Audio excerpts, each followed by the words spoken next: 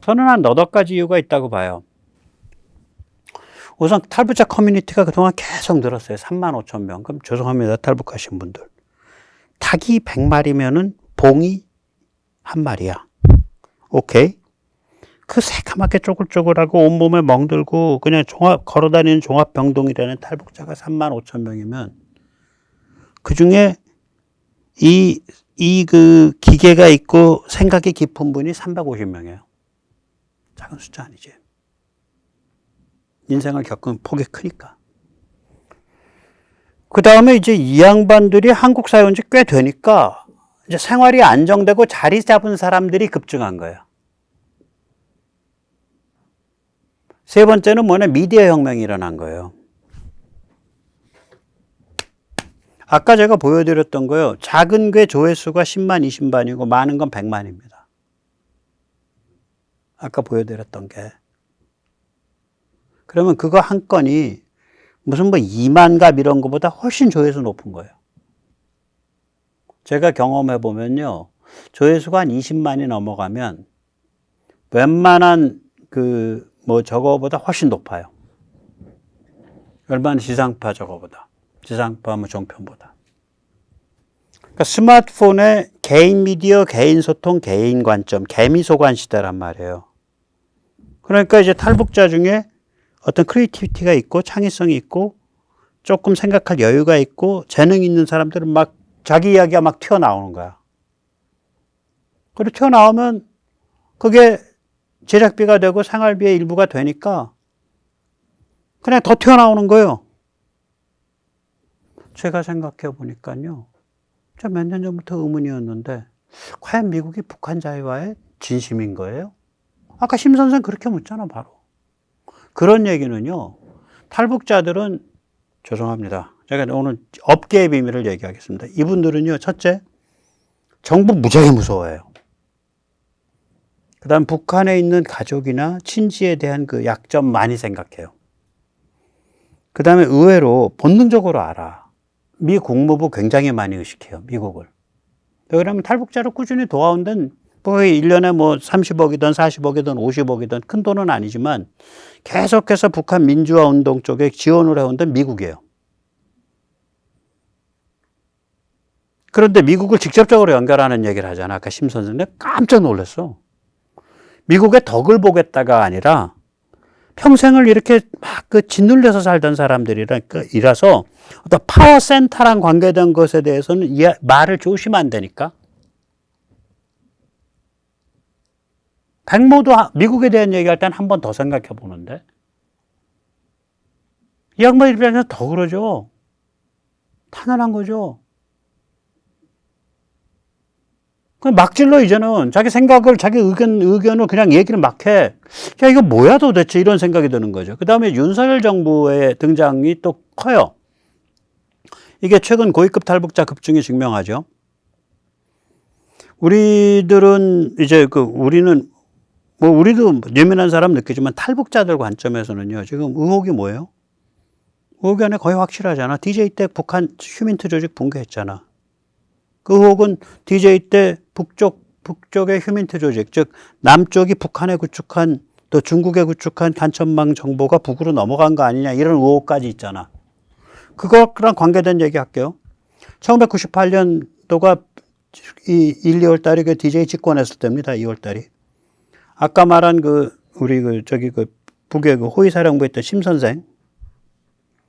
그 양반이 1998년 8월인가 9월쯤에 탈북을 한 양반이에요. 그래서 한국에 들어온 게 10월 달에 들어왔어요.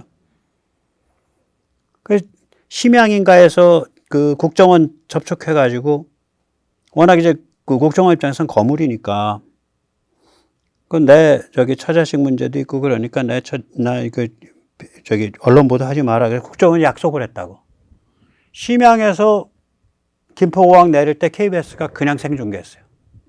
정부가 리크 시킨 거지. 왜 리크 시켰겠냐고. 그냥 한 건 하려고? 아니야, 나는 그렇게 안 봐. 정부 내 혹은 그건 정부도 아니까 국정원만 뿐만 아니라 간첩 같은 놈이 북에 알린 거야. 북에 알리는 거를 이걸 하는 대신에 KBS로 때려버린 거죠. 그래서 심 선생 가족이 행방불명이에요. 지금까지. 그러니까 심 선생 가족은 DJ가 죽인 거야. 돌아가셨으면. DJ 정보가 죽인 거예요. 그러니까 이런 것들을 다 봤다고요. 아니 저기 문재인이는 저기 강제 북송 시켜버렸잖아. 북한 주장만 믿고 자기들을 믿고 살인자라고 믿고 북한하고 우리가 언제부터 범인인도 협정인데.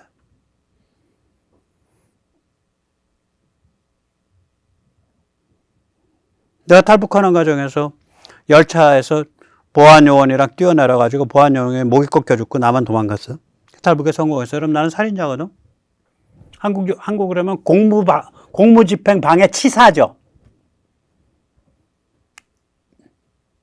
그럼 넘겨줄 건가? 나 문재인 씨 그럼 넘겨줄 거야 당신? 공무집행 방해 치사 흉악범이니까. 그러니까 탈북자 입장에서는 이 남북 관계에 대해서 굉장히 민감해요. 당연히 민감하죠. 생명이 왔다 갔다 하는데. 윤석열 정부 앞으로 4년은 더 갈 것 같고 더 가지. 그 다음번도 아마 될 것 같고 지금 민주당 헤매는 것 같으니까 막 그거 그냥 이 사람들은 무슨 정치 계산 안 해요. 그냥 본능적으로 느껴. 그냥 감으로 와 감으로. 아니 쥐가 지진이 난다는 거를 지중파 사이스믹 데이터 갖고 전자파 그 사이스믹 데이터 그 전파 데이터 갖고 해석하나?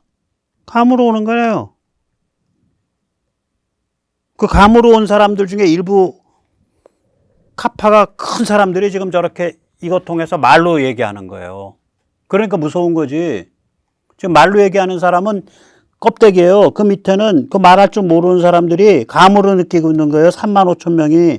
저게 그 만주에 있는 10만 명이 혹은 5만 명이 만주로 못 나온 이따가 보여드리면 어마무시한 사람들이 이게 이렇게 심상치 않은 거라니까. 이게 3만 5천에서 끝나는 문제가 아니에요. 그렇다 해서 북한이 자유화된다는 얘기가 아니라 저는 절대 그런 거 잘 안 믿어요. 아까 말씀드렸잖아요. 처음부터.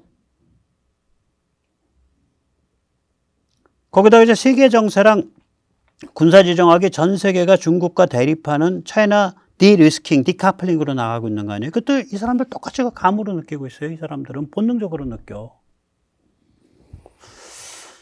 자, 이러기 때문에 이게 뭔가 좀 크게 이게 그 영어로 말하면 텍토닉 체인지. 그러니까 지각 변동이 있는 거예요, 이게. 이게 이제 한반도 군사지정 운명이 바뀌고 있다. 이거 이 사람들 느끼고 있다고요. 지금 현재가 이게 불과 이제 2022년 우크라 전쟁 이후에요. 차이나 디리스킹, 디커플링 본격화된 이후라고. 제가 말씀드렸잖아요. First Island Chain, 제일도련에 한반도가 들어가 버렸다고. 한반도 들어간 적 없어요, 제일도련에. 제일도련 바깥에 있었다고. 제일도련 안에 들어간다는 얘기는 뭐냐면, 그게 워싱턴 선언이에요. 여긴 우리는 절대적인 방어선이니까 너희 도발하면 핵전쟁 날 줄 알아, 임마. 그 소리잖아, 워싱턴 선언이. 도발하면 핵전쟁이야. 그 소리예요. 그러니까 우리가 제일도련 안에 들어간 거예요, 저게, 지금. 지금 우리 상태가 저거라니까. 그럼 작년까지는 어땠냐? 제일도련 바깥이야. 미국이 목숨을 건 마지노선 바깥에 있는데 미국이 생명을 약 2만 5천 명 걸어놓은 거. 2021년까지 저거였다고요. 그럼 탈북자들은 저렇게 감으로는 못 느껴, 그러니까 저렇게 말로는 표현 못 하는데 저 사람들은 내가 제 백모가 말로 표현하기 전에 1년, 2년, 10년 전부터 저걸 본능으로 느끼는 거예요. 아까 얘기했잖아. 미국이 북한 자유화에 관심이 있나? 그러면 그거 다른 말로 하면 미국이 한국을 위해서 과연 얼만큼 커미트먼트 할까? 뭐라 그러나, 개념으로 말로 언어로 표현하기 전에 그냥 이 몸 자체, 존재 자체가 그것을 감지하는 감지판이라고요, 저 사람들이. 그 센시티비티, 그 감지 감도가 굉장히 높은 사람들이. 그러니까 살아서 여기까지 왔지. 그런데 그 사람들 중에 말로 표현할 수 있고 감도가 더 높은 사람들이 유튜버에 이제 그전에는 그냥 대충 문재인 정부에 너무 비호 안 상할 소리만 하다가 이제 퍽퍽 튀어나오는 거라고, 이게.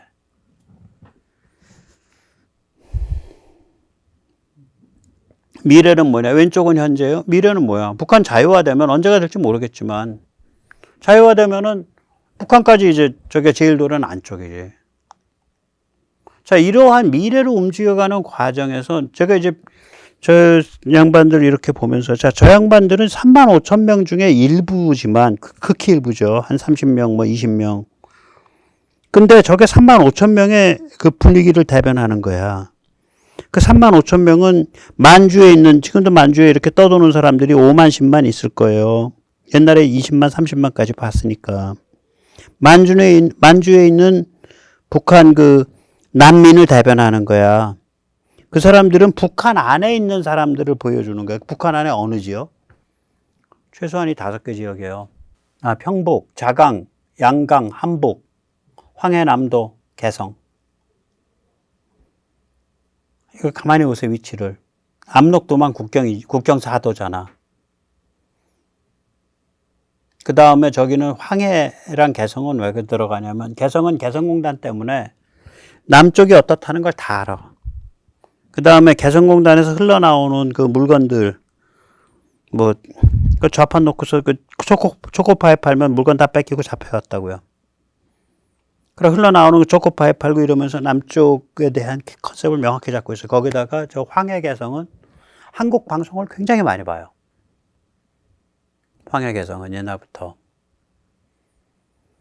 그러면 이게 적성지구야. 우리 말로 하면, 우리 옛날 말로 하면.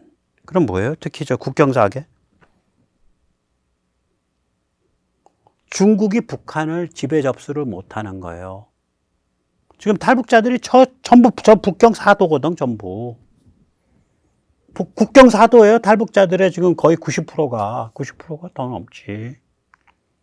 저기는요, 제가 이렇게 증언을 들어보면 그 한국에 대한 그 호의적 감정이 50% 훌쩍 넘는 지역이에요. 국경 4도가. 근데 중국에 어떻게 들어와? 어떻게 들어와요? 불가능해요. 군사적으로 충돌이 일어나면 개고생하는 거예요, 중국은. 세뇌 우민화 정보 차단이 효과가 있는 곳은 평양, 평남, 함남의 저 중간대라고요, 저기가. 의외로. 그거 말고는. 그래, 저게 앞으로 그 중국의 북한 접수는 더 불가능해졌고, 그 다음에 이제 그런 거죠, 뭐. 예. 그래서 이제 이 풍선이라는 건 북으로만 날아가는 게 아니다. 이렇게 탈북자의 각성과 목소리가 확대될수록 또 윤석열 정부의 입장 및 차이나 리스킹이 이렇게 점점 더 이제 갈수록 한국인 전체가 가장 고차원적인 정치 철학적 군사 지정학적 화두를 직면하게 돼요. 저만 해도 무지하게 놀랐으니까. 이 개인, 자유, 존엄성, 체제, 시장, 종교 이런 게 뭐야? 한 번 더 생각하게 된다고. 그 다음에 탈북자들이 계속 그 얘기해. 대한민국 위상과 파워. 자기 가서 자기는 어디 그 옛날에 쫓겨다닐 때도 숨어 살 때도 누가 어디서 왔냐 그러면 코리아라 그러지 노스 코리아라고 안 그런다. 그리고 북한에서 뭐 러시아에 그 일 나와 있는 벌목공들, 그 현대자동차 이렇게 인기 좋은 거, 우리 스마트폰 인기 좋은 거, 우리 전자제품 인기 좋은 거 보면서 간접적이나마 그 자긍심을 느낀다. 그 고향에 있는 그 부모, 친척, 자식들이 불이익을 겪을까봐 탈북을 못해서 그러지, 다들 마음은 다 대한민국 가서 살고 싶다. 뭐 이런 생각이다. 그 다음에 이제 우리는, 그러니까 대한민국의 위상과 파워에 대해서 우리가 다시 한번 저 사람들의 그 증언을 통해서 다시 느낀다고요. 그 다음에 미국은 과연 북한 자유화를 원하는가 원하지 않는가? 지금 좀 원한다면 지금은 어떤 상태냐? 지금 만지작거린다. 왜 만지작거릴까? 과거에는 만지작거리지 않았을까? 우리가 이걸 해독을 어떻게든 해석을 해야 돼요. 지금 처지가. 통일이란 뭐냐? 막 흡수통일 막 하는 거야? 막 집어먹어? 어떻게 부담할 텐데? 저 사람들은 흡수되는 거 원할까? 내부적으로 자치 역량 길러가지고 뭔가 해보려고 그러지 않을까? 근데 또 북한 자유화라는 건 뭐지? 이런 고민들. 그 다음에 탈북자들은 이 북한의 자유화, 북한 자유화에 있어서 어떤 역할을 할 수 있을까? 좀 무시무시한 역할을 할 수 있다 봐요. 저는 미국의 그 네오콘들이 이라크 접수할 때 2003년에 저런 집단이 있는 줄 알았어. 몇만 명이. 저 무시무시한 정무 작업의 기본 스프링보드라니까, 토대라니까, 저기서 퍽 뛰어오르는 거예요. 저 정도 선이면요, 북한 내부에 정무 작업을 했을 때 유사시에 순식간에 50만 정도가 조직돼요. 10배, 15배 조직할 수 있으니까. 한 6개월 안에. 북한 전체 인구의 5% 조직할 수 있는 거예요. 게임 끝나는 거지, 정무 작업. 그게 뭐 북한 흡수가 됐던, 북한 자유화가 됐던, 뭐 북한의 무슨 그 임시행정기구, 예, 그런 게 됐던, 저는 제일 임시행정기구 갖다 북한인들의 선택과 한국인의 선택에 의해서 그 다음에 가야 된다라는 입장이고, 예. 그러면 우리는 그럼 성취도 위대하지만 과업은 더 버겁다예요. 한국인 성취 대단하죠. 세계 최첨단 기술 경제력, 세계 최강의 소프트 파워, 세계 최고 수준의 군사력, 세계 최강급의 무기 수출 국가, 또 미국 동맹 체제의 주춧돌, 뭐 이런 거로 점점 강화돼 가고 있잖아. 그러면은 이 정도 강화돼 가면 이제 자기 만족에 함몰될 때가 됐어요. 셀프 컴플라선시. 그러니까 성공한 사람을 바보로 만든다. 맞죠? 바보로 만들 때가 됐는데, 지금 이 탈북자 어떻게 해야 돼? 이 북한 난민 어떻게 해야 돼? 아니, 북한 어떻게 해야 돼? 북한 자유화 어떻게 해야 돼? 중국이랑 어떻게 맞서야 돼? 이런 문제들 때문에 우리는 바보가 될 틈이 없는 거야. 이게 축복이죠. 역설적으로 말하면. 근데 이 문제가 답안지에 답 이렇게 한번 써서 딱 내면 합격, 통과 아니잖아. 이 문제는 온고잉 하는 문제예요. 앞으로 한 두세대 한 4, 50년 간다고. 내일 당장 북한 자유화 되더라도.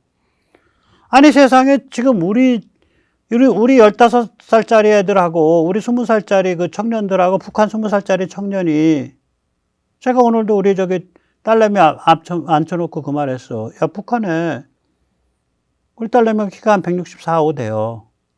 그 별로 우리가 건강 안 상한 애들, 너보다 지금 10살, 15살 아래 애들이, 10살 아래 애들, 걔들, 우리 딸내미 이제 30 넘었으니까. 걔들 딱 너만의 체격의 남자애들이, 오히려 여기 가슴이 너보다, 이게 가슴폭이 좁아. 거기서 허우대가 멀쩡하면 둘 중에 하나야. 국경지대에서 잘 먹고 잘 사는 국경지대 범털자재든지 아니면 평양 범털자재야. 나머지는 다 뼈가 요만해. 참새뼈 같아. 그러면 그러한 상태에서 그게 한 두세 대는 걸쳐져야 이게 뭔가 좀 밸런스가 맞아 올라올 거 아니야. 저는 소득은 굉장히 빨리 올라온다고 봐요. 누구는, 그게 뭐 2만 불까지 가는데 그게 쉬운 일인 줄 압니까? 아니에요. 북한 자유화돼서 남쪽이랑 북이 경제적으로 확 교류가 시작돼서 그 통합이 시작되면요. 저는 국가는 1체제 2국가가든 뭐가 되든 어쨌거나 하나의 권이 되는 거거든, 사실은. 그럼 우리가 이제 남쪽이 지금보다 이제 남쪽에 그 분단 디스카운트가 있다고요. 그게 없어지면서 여러 가지로 발전하면서 남쪽이 한 몇 년 지나면 1.5배 정도 튀어 올라가고 북이 한 15,000에서 2만 불 수준까지 한 10년 안에 들어온다고요. 보세요. 탈북한 지 얼마나 됐다고. 저 사람들 대부분 한 3, 4년 밖에 안 된 사람들이 세계 최고 수준의 지금 정치 철학 쏟아내고 있어요. 군사적 지정학이랑. 지들끼리 모여서. 가방끈 뭐 요만한 사람들이. 누구 그런 사람 하나 나오더만.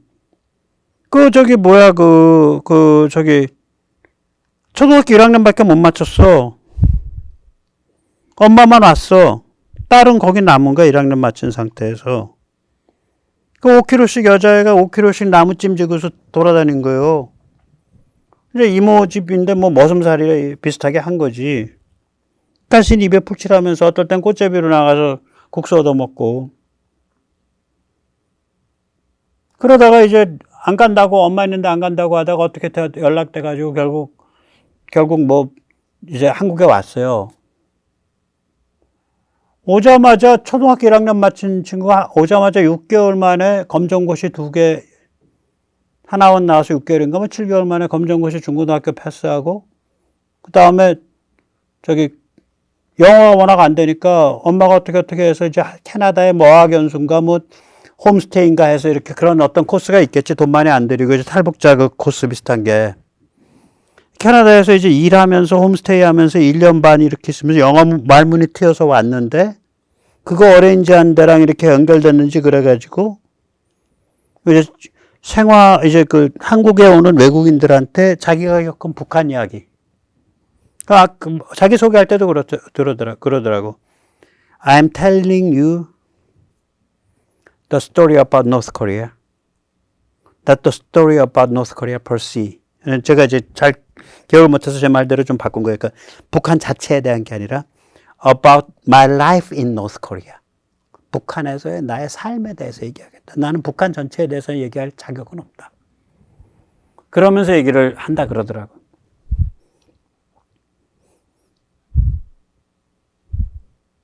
아주 훌륭한 일을 하고 있죠, 영어로. 그러면서 아마존에서 상당히 많이 팔리는 책일 거예요. Green Light to Freedom. 자유에 이르는 초록불이라는 책을 썼고, 자기 영어 가르쳐 준 캐나다인이지 외국인이랑 같이. 그 사람이 이제 많이 써줬겠죠. 떠듬떠듬한. 자기도 그렇게 표현하고. 지금 이제 29 뭐 이런데. 한국에 온 지 10년 만에 세계적 인재급으로 이제 진입하고 있는 거예요. 테드에서 강연할 수 있는 급으로. 그런 사람들이에요,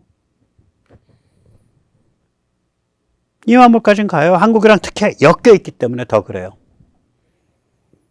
체제 그냥 한국에서 정리해 놓은 거 그냥 쫙쫙 빨면 되잖아. 그러나 그 살아온 세월이 남긴 흔적이 어느 정도는 이렇게 메꿔지는데 한 2-3대는 걸린다고.